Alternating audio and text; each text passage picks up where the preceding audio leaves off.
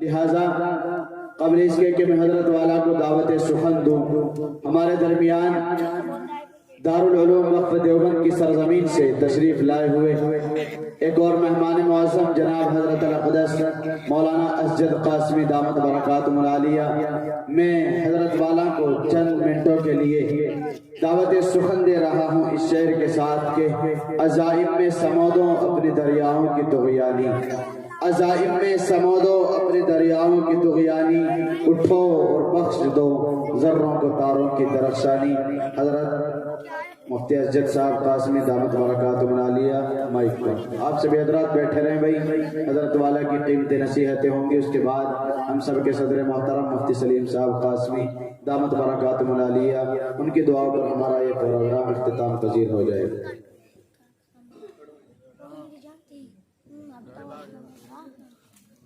نحمده ونصلي على رسوله الكريم،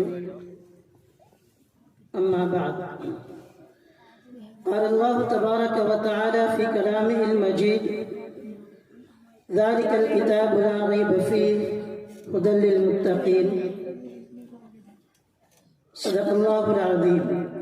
وقال النبي صلى الله عليه وسلم: خيركم من تعلم القرآن وعلمه، او كما قال علیہ الصلوۃ والسلام۔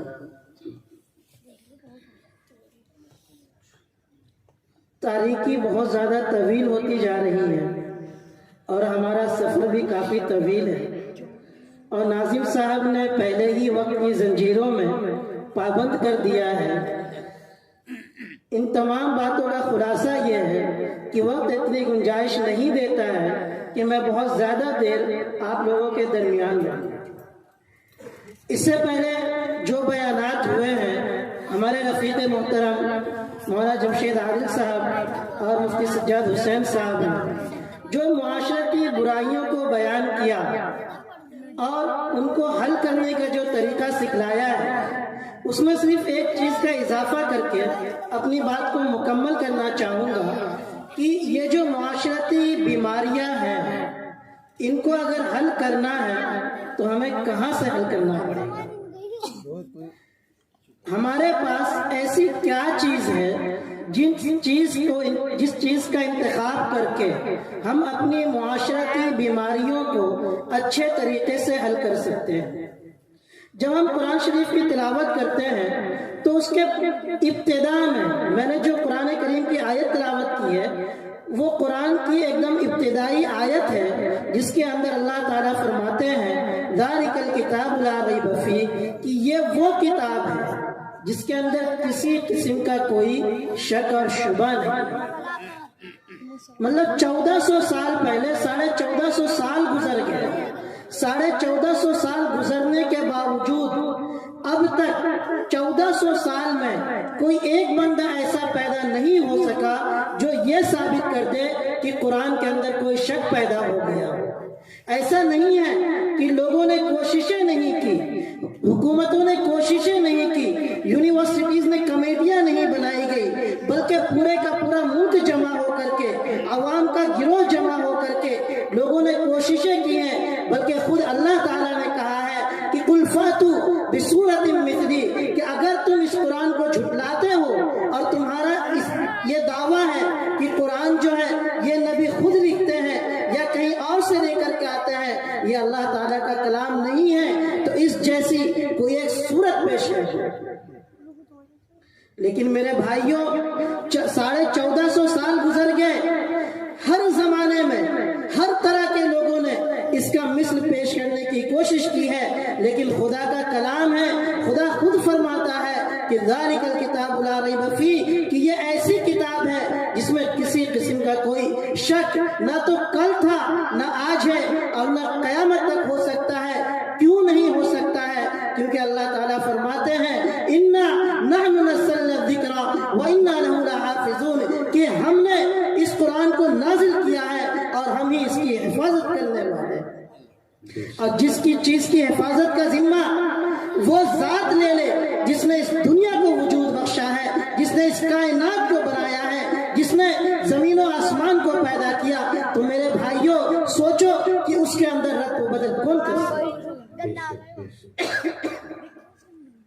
آج ہم بینک کے اندر پیسہ ڈپوزٹ کرتے ہیں، اپنے سامان رکھتے ہیں، تو صرف بینک کے یہ کہنے پر کہ اگر آپ ہمارے یہاں سامان رکھتے ہیں تو وہ چیز محفوظ رہے گی، ہمیں اتنا بھروسہ ہوتا ہے کہ ہم اپنی پوری کی پوری عمر کی کمائی اس بینک کے حوالے کر دیتے ہیں۔ تو ایک انسان کے کہنے پر، ایک بینک کے کہنے پر ہمیں اتنا بھروسہ ہو جاتا ہے، تو سوچئے رب العالمین فرما رہا ہے، کون ہے رب العالمین؟ جب قیامت قائم ہوگی اور تمام چیزوں کے اوپر موت طاری ہو جائے گی تو اللہ تعالیٰ فرمائیں گے لمن الملک اليوم، کہ دنیا کے اندر اکڑ دکھانے والوں، زمین پہ اکڑ کر چلنے والوں، اپنی بادشاہی پہ ناز کرنے والوں، اپنی خوبصورتی پہ اترانے والوں، اپنے پیسوں کے بلبوتے پر دوسروں کو نیچے دکھانے والوں، بتاؤ آج کس کی حکومت ہے؟ لمن الملک اليوم، آج کس کی حکومت ہے؟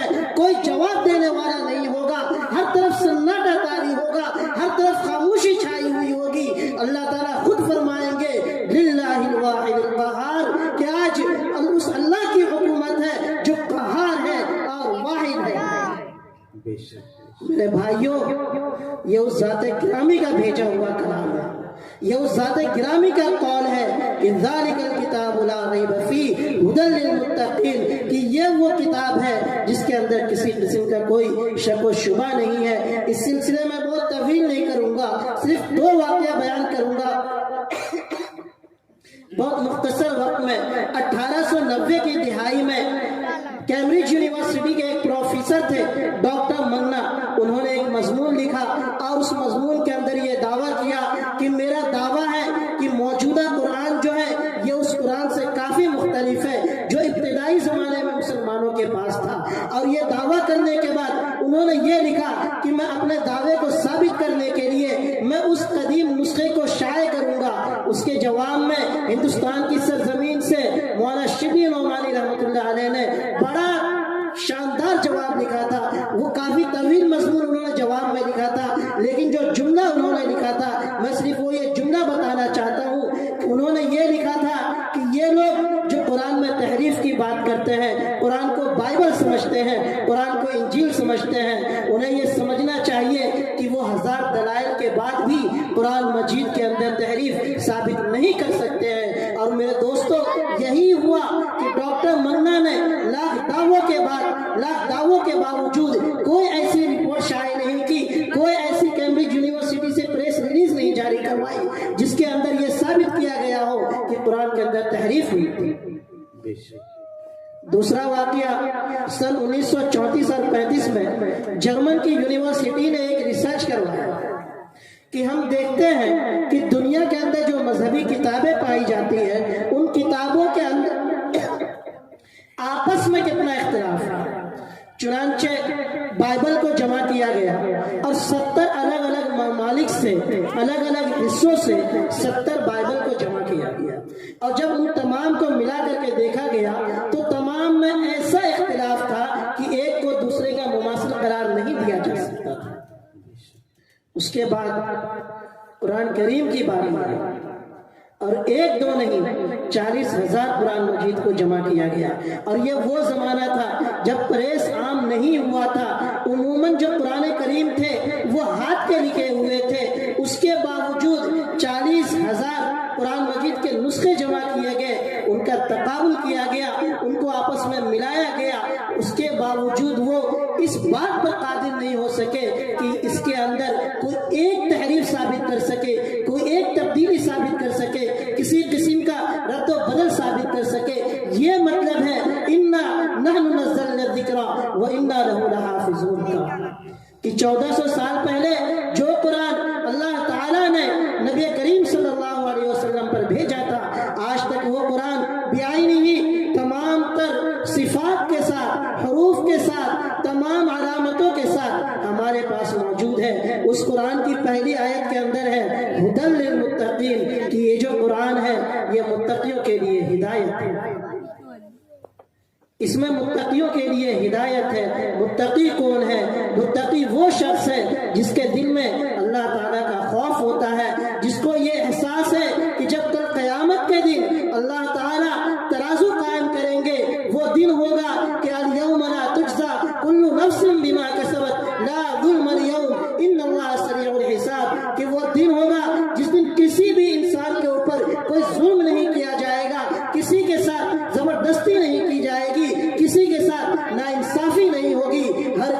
کو اس کا پورا پورا بدلہ دیا جائے گا. وَنَزَعُ الْمَوَازِينَ الْقِسْطَ لِيَوْمِ الْقِيَامَةِ فَلَا تُظْلَمُ نَفْسٌ شَيْئًا وَإِنْ كَانَ مِثْقَالَ حَبَّةٍ مِّنْ خَرْدَلٍ أَتَيْنَا بِهَا وَكَفَىٰ بِنَا حَاسِبِينَ. کہ اگر کسی نے رائی کے دانے کے برابر بھی کوئی نیکی کی ہے تو وہ بھی قیامت کے دن پیش کیا جائے, اسے بھی پیش کیا جائے گا. اگر کسی نے رائی کے دانے کے برابر برائی کی ہے تو اسے بھی اس قیامت کے دن پیش کیا جائے گا. یہ وہ لوگ ہیں جن کے دلوں میں یہ استحضار رہتا ہے, قیامت کے دن کا استحضار رہتا ہے. ان لوگوں کو اللہ تعالیٰ نے متقی کہا ہے اور ان کے بارے میں قرآن کہہ رہا ہے کہ ھدی للمتقین, کہ اس قرآن کے اندر ہدایت ہے. قرآن ہدایت کا سرچشمہ ہے. قرآن کے اندر وہ تمام علوم محفوظ ہیں, وہ تمام علوم بیان کیے گئے ہیں جن کو پڑھ کر کے ایک انسان اپنی صحیح زندگی گزار سکتا ہے, ایسی زندگی گزار سکتا ہے جس پہ چلنے کے بعد وہ قیامت تک پہنچے گا. ایک حدیث میں ہے کہ جو قرآن کو اپنا امام بنا لے گا تو قرآن اسے جنت میں لے کر کے جائے گا, اور جو قرآن سے پشت پھیرے گا, روگردانی کرے گا, قرآن کے حقوق ادا نہیں کرے گا, اس کی تلاوت نہیں کرے گا, اس پر عمل نہیں کرے گا, اپنی زندگی میں اس کو بروئے کار نہیں لائے گا, تو کل قیامت کے دن یہ قرآن فساقہ الی النار, اسے جہنم میں لے کر کے جائے گا, کیونکہ اس نے قرآن کے حقوق کو ادا نہیں کیا. یہ مطلب ہے ھدی للمتقین کا. تو اگر سماج کی برائیوں کو ختم کرنا ہے تو میرے بھائیوں سب سے زیادہ ضروری یہ ہے کہ ہم قرآن کریم پر چمٹ جائیں, قرآن کریم کو اپنے سینے سے لگا لیں, قرآن کریم کو اپنی زندگی کا حصہ بنا لیں. جس طریقے سے قرآن کو پڑھنا ہمارے لیے ضروری ہے, قرآن کو سمجھ کر کے اس کو اپنی زندگی میں اتارنا بھی ضروری ہے. اگر ہم نے قرآن کو اپنی زندگی میں اتار لیا, قرآن پر عمل کر لیا اور قرآن پر چلنے لگے تو اللہ تعالیٰ کا وعدہ وَلَا تَهِنُوا وَلَا تَحْزَنُوا وَأَنْتُمُ الْأَعْلَوْنَ إِن كُنتُم مُؤْمِنِينَ, یہ اللہ تعالیٰ کا وعدہ کل بھی مسلمانوں کے لیے تھا اور آج بھی مسلمانوں کے لیے ہے اور قیامت تک رہے گا. لیکن شرط یہ ہے کہ وَلَا تَهِنُوا وَلَا تَحْزَنُوا وَأَنْتُمُ الْأَعْلَوْنَ إِن كُنتُم مُؤْمِنِينَ, کہ ہمیں مومن کامل بننا ہوگا. کیسا مومن کامل بننا ہوگا؟ جو قرآن کہتا ہے کہ ھدی للمتقین, کہ متقی بن جاؤ, اللہ تعالیٰ تمہیں ہدایت دے گا. اللہ تعالیٰ سے دعا کریں کہ اللہ تعالیٰ ہماری زندگی کے اندر قرآن کریم کی برکتوں کو پیدا فرمائے, قرآن کریم کے علوم سے ہمارے قلوب کو منور فرمائے, روشن فرمائے, اور ہمیں قرآن کریم کے علوم پر چلنے والا بنائے. وآخر دعوانا ان الحمدللہ رب العالمین. ماشاءاللہ, زمانہ بڑے شوق سے سن رہا تھا, زمانہ بڑے شوق سے سن رہا تھا, تمہیں چل دیے داستان کہتے کہتے. یہ تھے جناب حضرت الاقدس مولانا اسجد قاسمی دامت برکاتہم العالیہ.